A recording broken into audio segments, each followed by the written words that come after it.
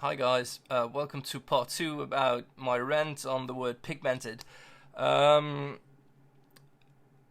I don't want to offend anyone. Everyone knows what you mean when you're using the word pigmented. It's just, for me, one paint wouldn't be more pigmented than the other when I make it. I make sure that all of my paints get the maximum amount of pigment as the binder could take for that pigment.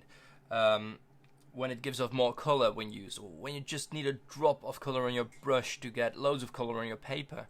That's about tinting strength, right? That's about how strong that color is and how much of that color stays visible after mixed with water, or after mixed with white, or mixed with another paint.